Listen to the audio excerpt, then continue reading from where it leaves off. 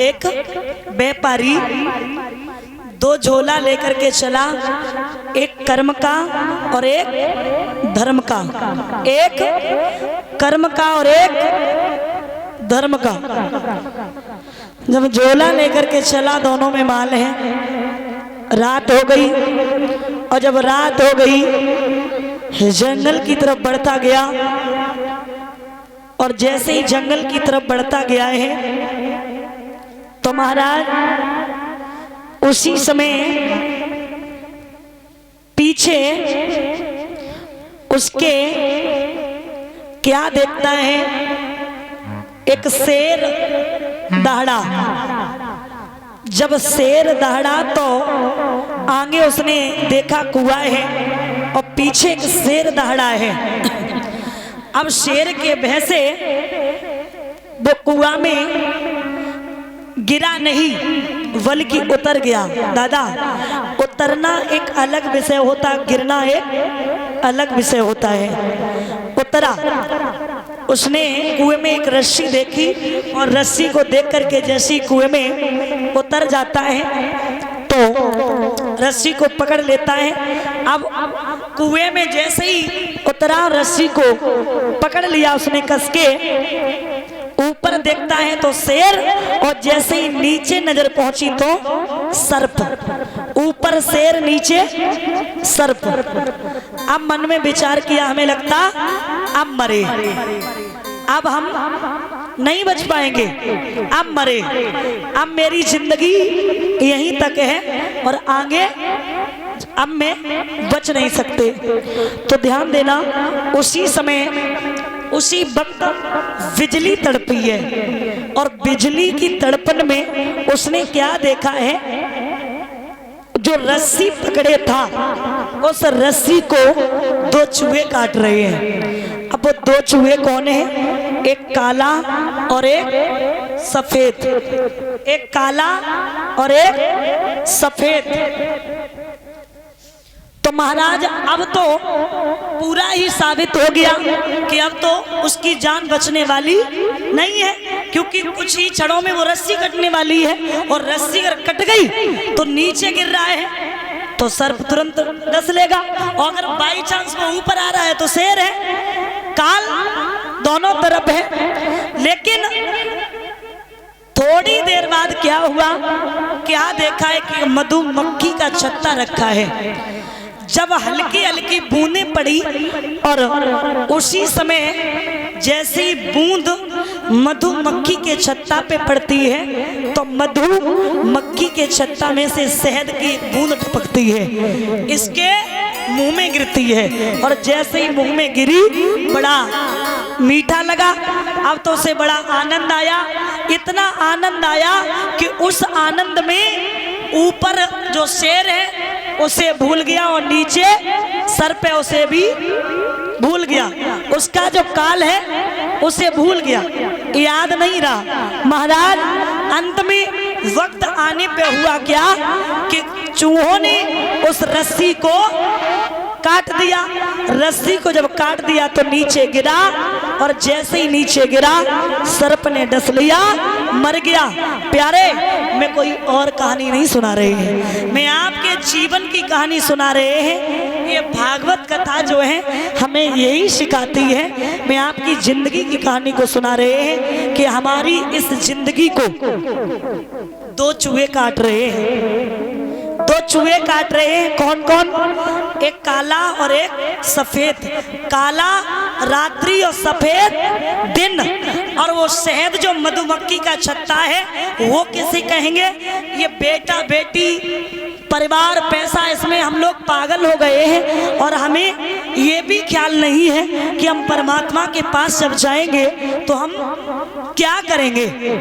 तो मैं कोई और कहानी नहीं, मैं आपकी जिंदगी की कहानी को सुना रहे हैं। ऐसे ही हमारी जिंदगी दिन प्रतिदिन घट रही है और हमें ये ख्याल नहीं है कि भगवान अपने भक्तों से कहते हैं। अच्छा, एक व्यक्ति की, एक युवक और यमराज की कहानी मैं आपको सुनाते, बड़ी अच्छी, ये कोई ग्रंथों में नहीं लिखा है, एक कहानी के माध्यम से मैं आपको समझाती हूँ ये देखिए, एक युवक था महाराज परीक्षित, जिसकी उम्र थी लगभग 25 साल। 25 साल उम्र थी। चारपाई से सुबह खड़ा होता है तो उसके सामने यमराज खड़े, और जैसे ही यमराज को देखा, पूछा आप कौन हो? बोले हम यमराज हैं। बोले ऐसे ही यमराज होते? अरे क्यों नहीं, हम यमराज हैं, हमारी लिस्ट देखिए, ये आप इस पे देखिए, आपका नाम इसमें सबसे ऊपर लिखा है। युवक बड़ा चालाक था, उसने कहा सुनो, देखो मैं आपके साथ चलने के लिए तैयार है, आज नहीं तो कल मुझे तो मरना ही है, लेकिन ऐसे नहीं, सुबह सुबह मुझे एक कप चाय पीने की आदत है, तुम चाय पी लेते, उसके बाद चलते। अब ध्यान देना दादा, उसने एक कप चाय नहीं बनाई, बल्कि 2 कप चाय बनाई, एक कप अपने लिए और एक कप यमराज के लिए। जो यमराज का कप था उसमें उसने नींद की गोली डाल दी, और जब नींद की गोली डाल दी, यमराज सो गए। सादी कॉपी उठाई, ऊपर से नाम काट के नीचे लिख दिया, और जब नीचे नाम लिख दिया तो यमराज जगे। यमराज ने जवाब दिया, बेटा हम तुमसे इतने प्रसन्न हैं, इतने प्रसन्न हैं, इतने प्रसन्न हैं, उस खुशी में ये आज की लिस्ट हम ऊपर से चालू ना करके नीचे से करते हैं। कहां से करते हैं? नीचे से। कहानी का मतलब आप लोग समझे क्या है? इसका सारांश है कि भगवान अपने भक्तों से कहते हैं कि तू करता वही है जो तू चाहता है, तू करता वही है जो तू चाहता है, और होता वही है जो मैं चाहता हूं। तो कर वही, क्या कर वही जो मैं चाहता हूं, फिर होगा वही जो तू।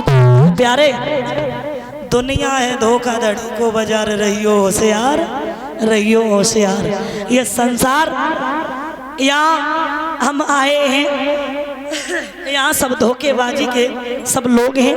एक मैंने उस दिन बताया था कि एक परम पिता परमात्मा है जो कभी बदल नहीं सकता और कभी झूठ नहीं बोल सकता है। महाराज लिखा है, पत्नी, बच्चे, बेटा, बेटी जिनके प्यार में आप पागल हो, एक विद्वान कहते हैं कि धनानि भूमो पशवष्ट गोष्ठे, धनानि भूमो पशवष्ट गोष्ठे, नारी गृह द्वारे जना शमशाने, नारी गृह द्वारे जना शमशाने, देहा चितायाम परलोकम मार्गे धर्मानुवच्छते जीव एका। इस श्लोक का अर्थ है कि धनानि भूमो, धन धरा के बीच में यूं ही धरा रह जाएगा। धनानि भूमो पशुवष्ट गोष्ठे, नारी गृह द्वारे, धन धरा के बीच में यूं ही धरा रह जाएगा। पशुवष्ट गोष्ठे, पशु भी बने रह जाएंगे जब कूच का दिन आएगा। नारी गृह द्वारे, नारी भी तेरा साथ देगी, केवल घर के द्वार तक। जन्हा शमशाने, बांधु बांधव ले जाएंगे केवल शमशान तक। तेरी इस देह को जलाकर हर शख्स लौट आएगा, परलोकम मार्गे धर्मानुवच्छते जीवे का। मतलब तेरी इस देह को जलाकर हर शख्स लौट आएगा, पर धर्म ही परलोक में काम तेरे आएगा। तो मेरा मतलब है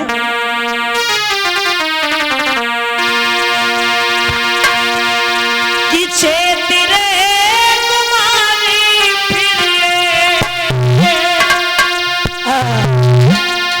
चेती रे कुमारी फिरे, और जन्म ना मिले संग ना चले, माया संग ना चले, संग ना चले, ओ तेरे संग ना चले, माया संग ना चले, ओ बंदे संग ना चले, माया संग ना चले। दादा ध्यान देना, 10 से 16 गई खेल में, 20 गई मदद की जेल में, 10 6 16 गई खेल में, 20 गई जे मद की जेल में। 10 6 16 गई खेल में। लड़कपन तो खेल में ही चला जाता है, जवानी 10 6 16 गई खेल में और 20 गई जे मध की जेल में। आगे लिखा है 40 गई चिड़िया के मेल में,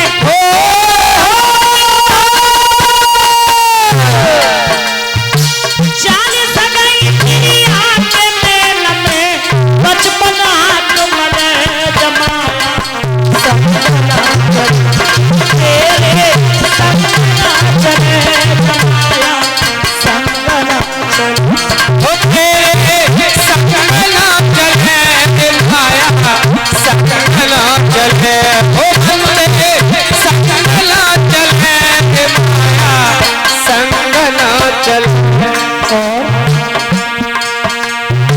स्याही जाई सफेदी आवे तनकी खानस कुड़ सब जावे, स्याही जाई सफेदिया में तन की खालस गुड़ सब जावे।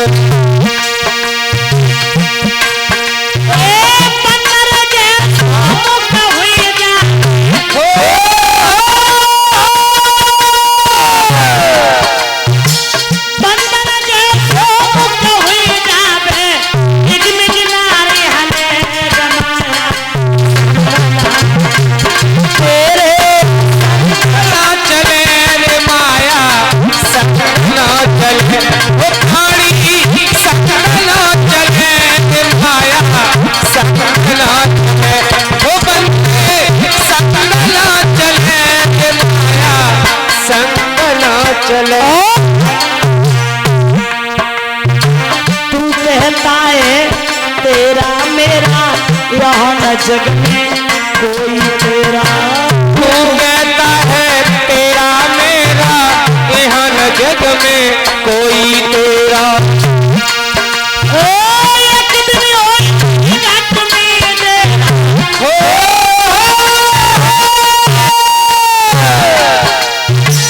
एक दिन होई मर घट में डेरा, मर घट बीच चले जमाया संगना तेरे संगना चले जमाया संगना चले, ओ तेरे संगना चले दिलवाया संगना चले, ओ तेरे संगना चले दिलवाया संगना। इसलिए महाराज आप एकाग्रचित हो जाइए, एक दिन आपका और बाकी है, उसके बाद आपको संसार को छोड़ करके जाना पड़ेगा। महाराज आप गौर करें, भगवान कन्हैया कथा ये काली देने लगा, ध्यान रखना मेरे भैया, जब भगवान कन्हैया का अवतार हुआ, भगवान ने माखन चोरी की है, बाल लीलाएं की हैं, उसके बाद इधर हुआ ऐसा कि भोजराज कंस दिनों दिन उदास होता जा रहा है और भगवान कन्हैया का चेहरा प्रसन्न होता जा रहा है। पूछा है क्या बात है कंसराज, ओ कंसराज दिन दिन तेरी क्यों दशा बिगड़ती जाती है, दिन है बसंत के खिलने को जो कली सुगड़ती जाती है। शंका है अगर कौ दुश्मन की तो धावा करो हराए डालो, अगर अंदर से कोई रोग लगो कौ वेद पे दवा कराए डालो। जवाब दिया शरीर में कोई रोग है, बीमारी है, दुश्मन रोग को कभी छोटा नहीं समझना चाहिए, अच्छे से वैद्य को नवज दिखाओ, इलाज करवाओ और अगर किसी शस्त्र की शंका है तो धावा कर दो, पराजित कर दो। जवाब दिया कंस ने, हे महाराज आप मथुरा तो आते ही रहते हैं, लेकिन आपने कभी गोकुल की तरफ पदार्पण किया? यहाँ उस गोकुल में एक नंद नाम का यादव, वाकी पत्नी जब मथुरा में दादा बेच बेच के बूढ़ी है गई और बाने कारी कमरिया ओढ़ ओढ़ के दोनों दोपहरे गाय चराई। लेकिन अब तो लोग बताते हैं बड़ा पैसे वाला है, जवाब दिया किसी ने मेहनत करके 4 पैसा पैदा कर लिए तो तुम्हारी नानी काहे को मरी जाए रही, तुम मेहनत कर लो और पैसा पैदा कर लो। जवाब दिया बात वो नहीं है, बात तो सिर्फ ये है, सुनो क्या है।